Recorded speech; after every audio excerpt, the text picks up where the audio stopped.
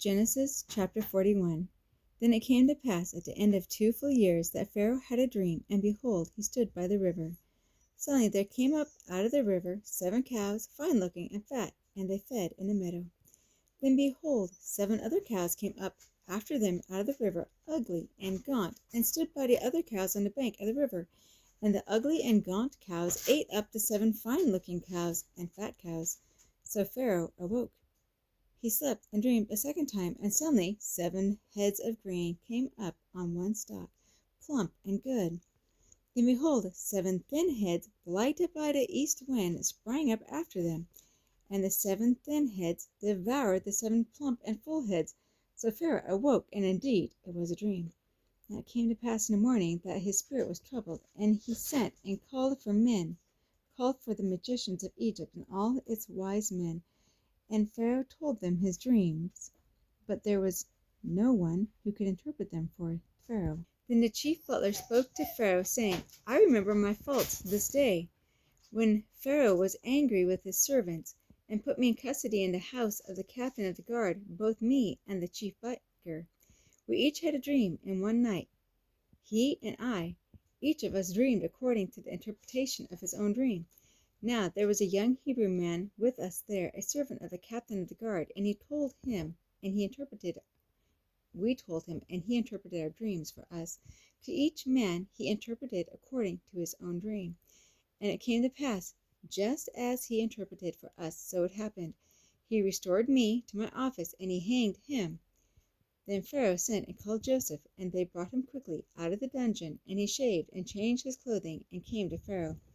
And Pharaoh said to Joseph, I have had a dream, and there is no one who can interpret it. But I have heard it said of you that you can understand a dream to interpret it. So Joseph answered Pharaoh, saying, It is not in me. God will give Pharaoh an answer of peace. Then Pharaoh said to Joseph, Behold, in my dream I stood on the bank of the river. Suddenly 7 cows came up out of the river, looking fine and fat, and they fed in the meadow. Then behold, 7 other cows came up after them, poor and very ugly and gaunt, eat such ugliness as I have never seen in all the land of Egypt. And the gaunt and ugly cows ate up the first 7, the fat cows. When they had eaten them up, no one would have known that they had eaten them, for they were just as ugly as at the beginning. So I woke also in my dream, and suddenly 7 heads came up on one stalk, full and good.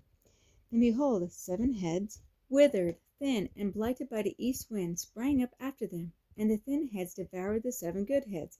So I told this to the magicians, but there is no one who could explain it to me. Then Joseph said to Pharaoh, The dreams of Pharaoh are one. God has shown Pharaoh what he is about to do. The 7 good cows are 7 years, and the 7 good heads are 7 years. The dreams are one.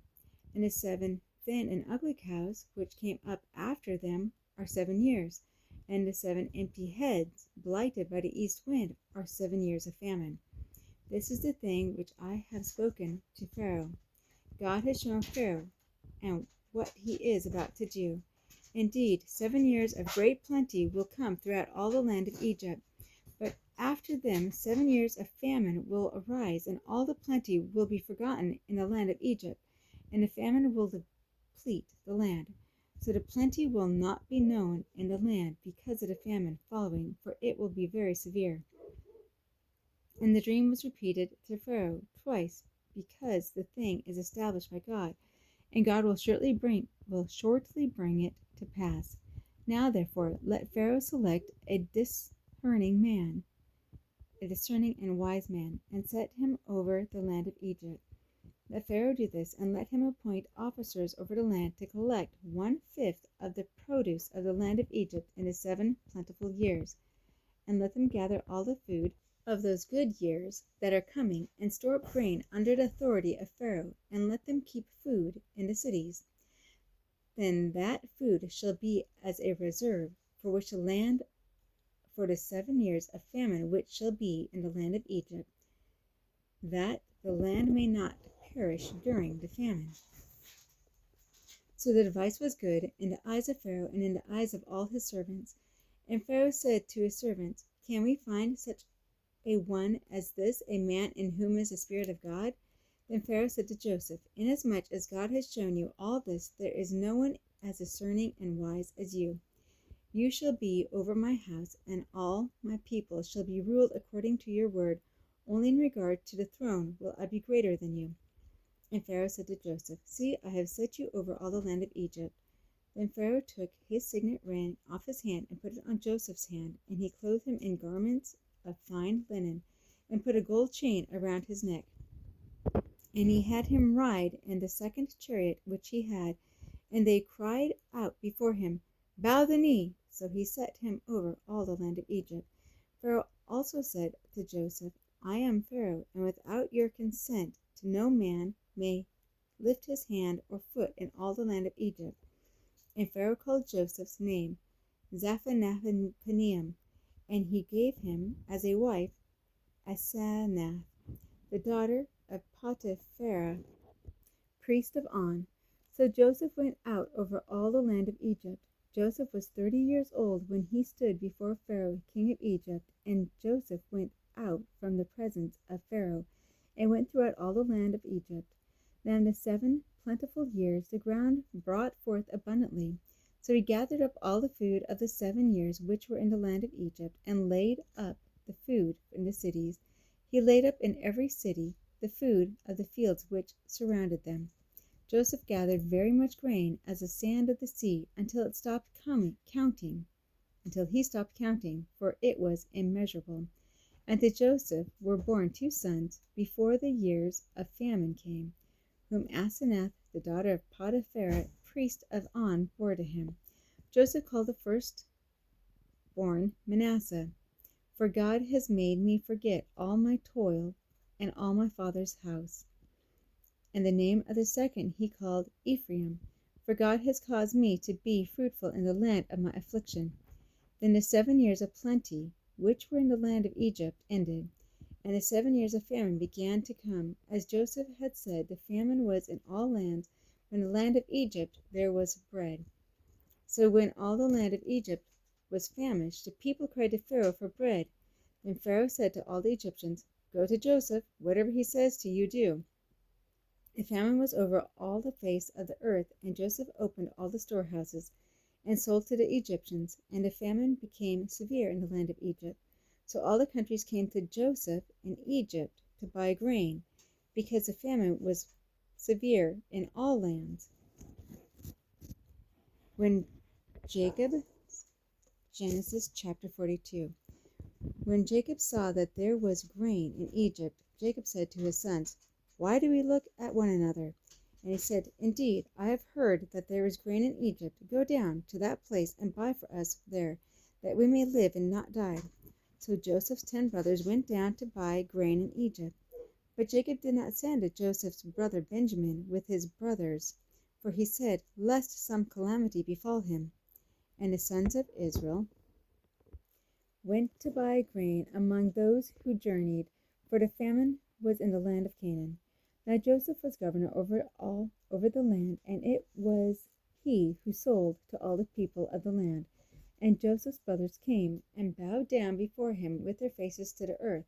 Joseph saw his brothers and recognized them, but he acted as a stranger to them and spoke roughly to them. Then he said to them, Where do you come from? And they said, From the land of Canaan, to buy food. So Joseph recognized his brothers, but they did not recognize him. Then Joseph remembered the dreams which he had dreamed about them, and said to them, You are spies. You have come to see the nakedness of the land. And they said to him, No, my lord, but your servants have come to buy food. We are all one man's sons. We are honest men. Your servants are not spies. But he said to them, No, you have come to see the nakedness of the land. And they said, Your servants are 12 brothers, the sons of one man in the land of Canaan. And in fact, the youngest is with our father today, and one is no more. But Joseph said to them, It is as I spoke to you, saying, You are spies. In this manner you shall be tested. By the life of Pharaoh you shall not leave this place unless your youngest brother comes here. Send one of you, and let him bring your brother. and you shall be kept in prison, that your words may be tested to see whether there is truth in you. Or else, by the life of Pharaoh, surely you are spies. So he put them all together in prison 3 days. Then Joseph said to them the third day, Do this and live, for I fear God. If you are honest men, let one of your brothers be confined to your prison house, but you go and carry grain for the famine of your house, and bring your youngest brother to me. So your words will be verified, and you shall not die. And they did so. Then they said to one another, We are truly guilty concerning our brother, for we saw the anguish of his soul when he pleaded with us, and we would not hear. Therefore this distress has come upon us. And Reuben answered them, saying, Did I not speak to you, saying, Do not sin against the boy? And you would not listen. Therefore, behold, his blood is now required of us. But they did not know that Joseph understood them, for he spoke to them through an interpreter. And he turned himself away from them and wept. Then he returned to them again and talked with them. And he took Simeon from them and bound him before their eyes. Then Joseph gave a command to fill their sacks with grain, to restore every man's money to his sack, and give them provisions for the journey. Thus he did for them. So they loaded their donkeys with the grain and departed from there. But as one of them opened his sack to give his donkey feed, for at the encampment he saw his money, and there it was in the mouth of his sack. So he said to his brothers, My money has been restored, and there it is in my sack. Then their hearts failed them, and they were afraid, saying to one another, What is this that God has done to us? Then they went to Jacob their father in the land of Canaan, and told him all that had happened to them, saying, The man who is Lord of the land spoke roughly to us, and took us for spies and for the country. But he said to them, We are honest men, and we are not spies. We are 12 brothers, sons of our father. One is no more, and the youngest is with our father this day in the land of Canaan. Then the man, the lord of the country, said to us, By this I will know that you are honest men. Leave one of your brothers here with me. Take food for the famine of your households, and be gone.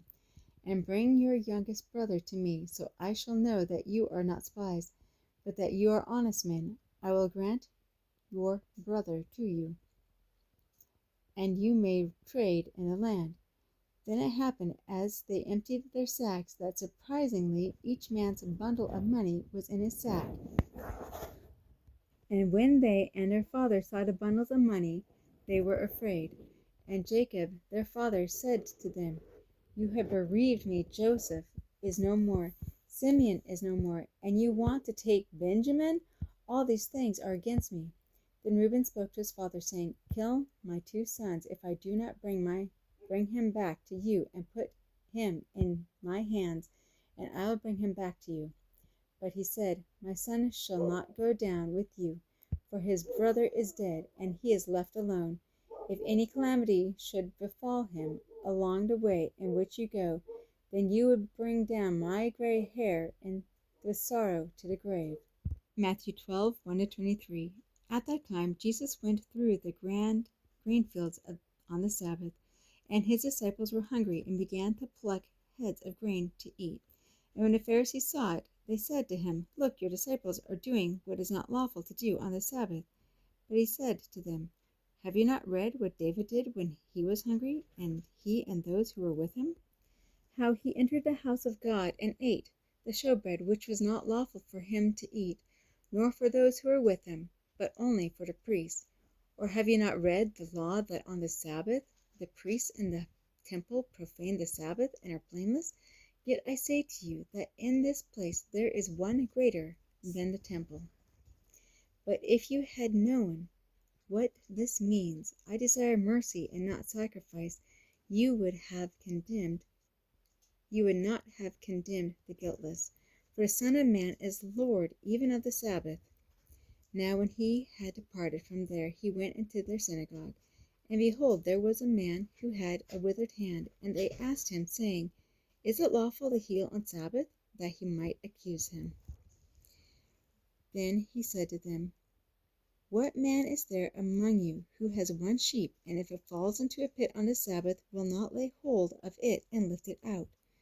Or how much more value then is a man than a sheep?